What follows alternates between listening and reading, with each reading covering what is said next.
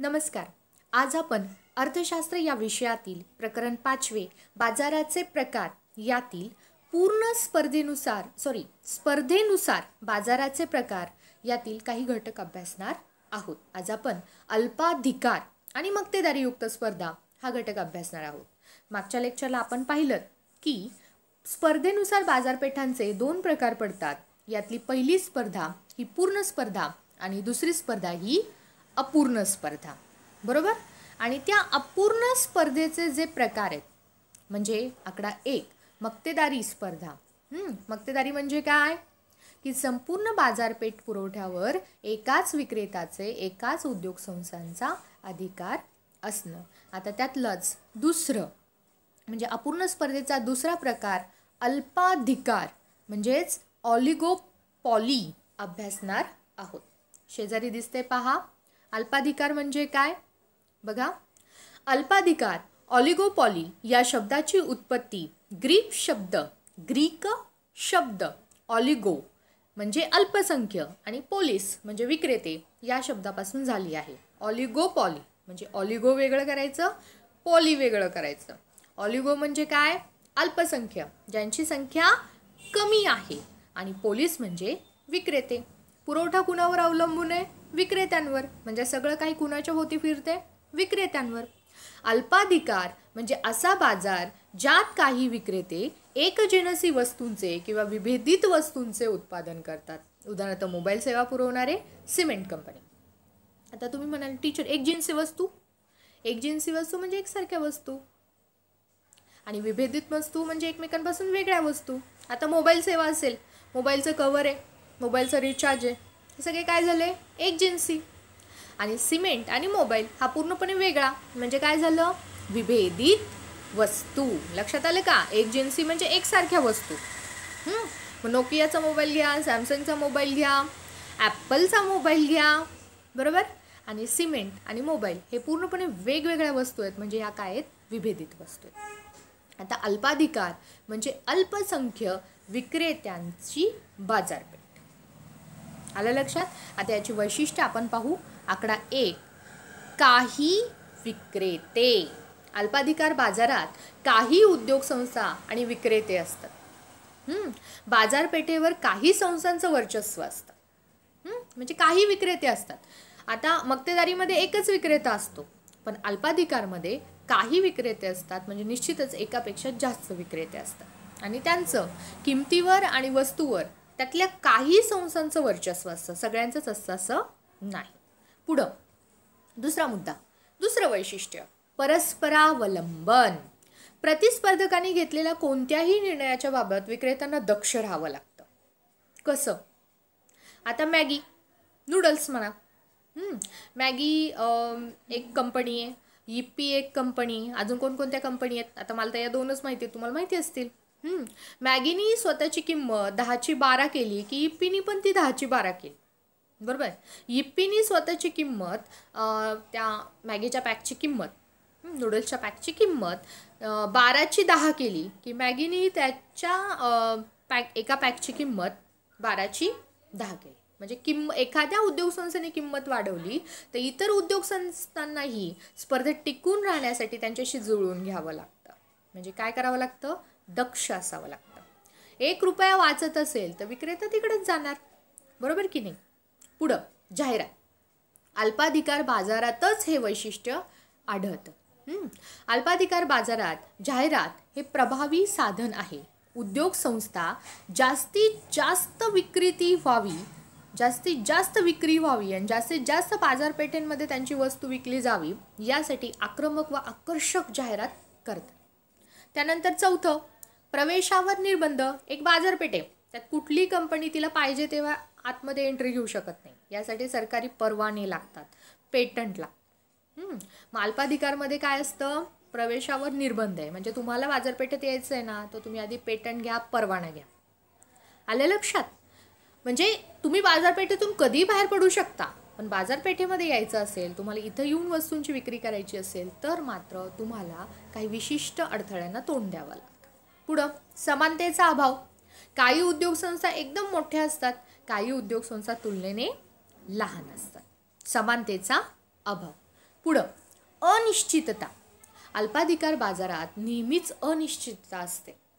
उत्पादकाच्या वर्तनावर ते डिपेंड असतं. ते कधी कधी आपल्या प्रतिस्पर्ध्यांना गळे कापू स्पर्धेत अडकवू पण शकतात. मगाशी इप्पी आणि मॅगीचं उदाहरण घेतलं आपण. तर कधी कधी एकमेकांना सहकार्य करतात, हातमिळवणी करतात, तर कधी कधी एकमेकांशी संघर्ष करतात. हे होतं अल्पाधिकार.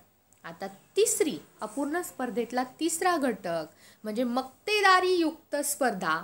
हा रियल बाजारपेठेचं वर्गीकरण आहे. ज्या बाजारात आपण जातो तिथं हे लागू होतं किंवा तिथं हे लक्षणास येतं, दिसतं. आता तुम्हाला चित्रात काय दिसतंय बघा. आकृती क्रमांक 5.3 काय दिसतंय. बाटलीच्या आकारावरून, ज्या काय बॉटल इथे आहेत त्यांच्या आकारावरून, त्याच्या कलरवरून लगेच कळतं की या स्वच्छतेसाठी वापरण्यात येणाऱ्या वेगवेगळ्या कंपन्यांची उत्पादने. सगळ्यात पुढं कोण आहे बघा, हार्पिक, त्याच्यानंतर टाईड, त्याच्यानंतर विम, इकडं एल, इकडं परफेक्ट क्लीनर. म्हणजे एकाच कामासाठी वेगवेगळ्या कंपन्यांची उत्पादनं, म्हणजेच मक्तेदारीयुक्त स्पर्धा. पाहूयात अर्थ व व्याख्या. मक्तेदारीयुक्त स्पर्धा म्हणजे काय. प्रत्यक्ष व्यवहारात आढळून येणारा बाजाराचा प्रकार म्हणजे मक्तेदारीयुक्त बाजार. यामध्ये पूर्ण स्पर्धा आणि मक्तेदारीची काही वैशिष्ट्ये एकत्रितपणे आढळून येतात. प्राचार्य E.H. चेंबरलिन यांनी त्यांच्या 1933 साली प्रकाशित झालेल्या एका ग्रंथात, कुठला, थेअरी ऑफ मोनोपॉलिस्टिक कॉम्पिटिशन, यामध्ये मक्तेदारीयुक्त स्पर्धेची संकल्पना प्रथम मांडली. हे मात्र चेंबरलिननी मांडली. आता त्यांचं म्हणणं काय, मक्तेदारीयुक्त स्पर्धा म्हणजे अशी स्पर्धा ज्यात अनेक विक्रेते अगदी जवळचा पर्याय असलेल्या परंतु पूर्ण पर्याय नसलेल्या वस्तूंचं उत्पादन करतात. ही अशी स्पर्धा आहे ज्यातले बहुसंख्य विक्रेते, अनेक विक्रेते हे जवळचा पर्याय असलेल्या परंतु पूर्ण पर्याय नसलेल्या वस्तूंचे उत्पादन करतात. मक्तेदारीयुक्त स्पर्धा. आता त्याच्या वैशिष्ट्यावरून आपल्याला लक्षात येईल मक्तेदारीयुक्त स्पर्धा म्हणजे काय. नॉर्मली मक्तेदारी म्हणजे काय की पूर्ण बाजारपेठेमध्ये एकच विक्रेता असतो आणि त्याचंच वर्चस्व आढळतं. पण मक्तेदारीयुक्त स्पर्धेमध्ये अनेक विक्रेते असतात, पण तुलनेने ते पूर्ण स्पर्धेतील विक्रेत्यांपेक्षा कमी असतं, पण त्यांचं वर्तन हे मक्तेदारीयुक्त असतं. म्हणजे एकाच उद्योग संस्थेचं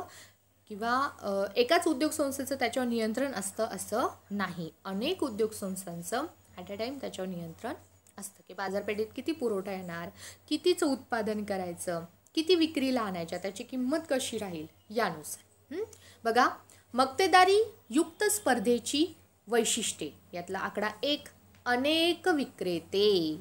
या स्पर्धेत विक्रेत्यांची संख्या ही जास्त असते, परंतु तुलनेने पूर्ण स्पर्धेतील विक्रेत्यांपेक्षा कमी असते. मक्तेदारीमध्ये एकच विक्रेता असतो, पूर्ण स्पर्धेत असंख्य विक्रेते असतात. पण मक्तेदारीयुक्त स्पर्धेत ह्या दोघांचं मिडल म्हणजे मध्य असतो. यामध्ये संख्या जास्त असते, पण पूर्ण स्पर्धेतील विक्रेत्यांपेक्षा संख्या काय आहे, कमी. आलं लक्षात. पुढं दुसरं वैशिष्ट्य, असंख्य ग्राहक असतात. मक्तेदारीयुक्त स्पर्धेत असंख्य ग्राहक असतात. परिणामी कोणताही ग्राहक वैयक्तिकपणे आपल्या मागणीत बदल करून वस्तूच्या किमतीत बदल करून आणू शकत नाही. मक्तेदारीयुक्त म्हणजे पूर्ण स्पर्धेसारखंच मक्तेदारीयुक्त स्पर्धेत असंख्य ग्राहक आहेत, पण कुठलाही एक ग्राहक वैयक्तिकपणे वस्तूच्या किमतीत बदल घडवून आणू शकत नाही. आता तुम्ही गेलात दुकानदाराला म्हणालात किंमत कमी कर, करेल का तो? शक्यतो नाही. पुढं वस्तुभेद. वस्तुभेद हे मक्तेदारीयुक्त स्पर्धेचे महत्त्वाचे वैशिष्ट्य आहे. नावातच आहे वस्तुभेद, वस्तूमधला भेद. महाभेद कुठला असू शकतो? ब्रँड आहे, ट्रेडमार्क आहे, आकर्षक बांधणी, दर्जा, नक्षीकाम, रंग, वेष्टन, आकार, सुगंध या सर्वांबाबत एका वस्तूचा दुसऱ्या वस्तूमध्ये जो भेद असतो त्याला म्हणायचं वस्तुभेद. याचं सुंदर उदाहरण वरच्या चित्रामध्ये दिलं होतं बघा. वस्तुभेद म्हणजे काय?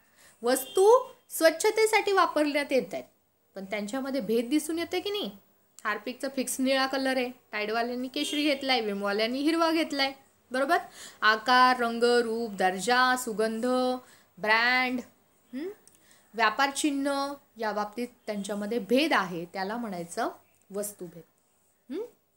आणि अशा याचाच अर्थ काय असतो, उद्योग संस्थेच्या उत्पादनाला जवळचे पर्याय आढळतात आणि त्यांच्या मागणीची छेदक लवचिकता अधिक असते. म्हणजे उद्योग संस्थेच्या उत्पादनाला भरपूर पर्याय असतात. म्हणजे आपण जेव्हा विकायला एखादी वस्तू आणायला जाऊ तेव्हा आपल्याला पर्याय भरपूर असतात आणि मागणीची छेदक लवचिकता जास्त असते.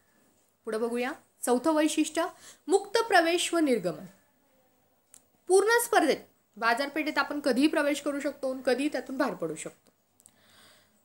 मक्तेदारीमध्ये तसं होत नाही. अल्पाधिकारमध्ये तसं होत नाही, पण मक्तेदारीयुक्त स्पर्धेमध्ये मात्र तसं होतं. मक्तेदारीयुक्त स्पर्धेमध्ये तसं होतं. पहा, पूर्ण स्पर्धेप्रमाणे याही बाजारात नवीन व्यवसाय संस्थांना मुक्त प्रवेश असतो. त्याचप्रमाणे तोटा होत असल्यास कोणती उद्योग संस्था बंद करण्यासाठी ते करू शकतात, निर्णय घेऊ शकतात. विक्री खर्च. पाचवं वैशिष्ट्य, विक्री खर्च हा मक्तेदारीयुक्त स्पर्धेतच आढळतो. कारण उत्पादकाला त्याच्या उत्पादनासाठी अधिक मागणी निर्माण करण्यासाठी वस्तूची विक्री वाढवण्यासाठी करावा लागणारा खर्च म्हणजे विक्री खर्च. यामध्ये जाहिरात आहे, दूरदर्शनवर दिलेली, आकाशवाणीवर दिलेली, तुम्ही फलक लावलेत, प्रदर्शन केलं आहे, खिडकी प्रदर्शन केलं आहे, मोफत भेटवस्तू दिल्यात, मोफत नमुना वस्तू दिल्या, सेल, डिस्काउंट, या सगळ्यांचा समावेश हा विक्री खर्चात होतो. आणि हा विक्री खर्च केवळ मक्तेदारीयुक्त स्पर्धेतच आढळतो. पुढं सहावं वैशिष्ट्य, जवळचे पर्याय. मक्तेदारीयुक्त स्पर्धेत वस्तूंना अगदी जवळचे पर्याय उपलब्ध असतात. उदाहरणार्थ विविध कंपन्यांचे साबण, शीतपेय. सातवं वैशिष्ट्य, गट संकल्पना. मक्तेदारीयुक्त स्पर्धेत चेंबरलिन यांनी उद्योगऐवजी गटाची संकल्पना वापरलेली. यामध्ये एक जिन्सी म्हणजे एकसारख्या वस्तूंचं उत्पादन करणाऱ्या संस्थांचा समुदाय म्हणजे उद्योग होय. आणि यामध्ये जवळचा पर्याय असणाऱ्या वस्तुभेद निर्माण करणाऱ्या संस्थांचा समुदाय म्हणजे गट होय. म्हणजे औषध उत्पादित करणाऱ्या उद्योगांचा एक गट, स्वच्छतेसाठी उत्पादन असेल त्यांचा एक गट, घरगुती सामान असेल त्यांचा एक गट, त्याच्यानंतर आपल्याला किराणा लागतो त्यांचा एक गट. अशा गट मांडलेत म्हणजे गरजेनुसार उद्योग. आलं का लक्षात, त्यांचा समूह. आता पुढं पहा, शोधा पाहू. काय शोधायला लावलं त्यांनी, खाली दिलेल्या उत्पादनाला जवळचा पर्याय शोधा. चला शोधा बरं. समजा जेमिनी तेल आहे, तुम्हाला जेमिनी तेल नाही भेटलं तर तुम्ही त्याला पर्यायी वस्तू कुठली वापराल, दुसरं तेल वापराल. जेमिनी तेल, सनफ्लॉवर आहे, बरोबर आहे. आता नवीन ते सनराईज आलंय, बरंच काय काय आलंय, राईस ब्रँड आलंय. कोलगेट टूथपेस्ट, समजा तुम्हाला कोलगेट नाही वापरायची तर त्याला पर्यायी वस्तू कुठली, भरपूर आहे. क्लोजअप आहे, विको आहे. रेड लेबल चहा, समजा चहा तुम्ही आत्तापर्यंत रेड लेबलचा पिताय, कधी सोसायटीचा पिऊन बघा. म्हणजे पर्यायी वस्तू काय त्याला, society tea, Tata tea. Bru coffee, समजा मला नाही प्यायची ब्रू कॉफी, नेसकॅफे, पर्यायी वस्तू.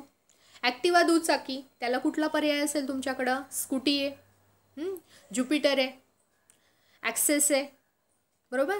हे काय आहे, एका वस्तूला असलेल्या पर्यायी वस्तू म्हणजे एक जिन्सी वस्तू. आलं लक्षात. इथंच प्रकरण 5 संपतंय. तुम्हाला स्वाध्याय सोडवायचा आहे. आलं लक्षात. धन्यवाद.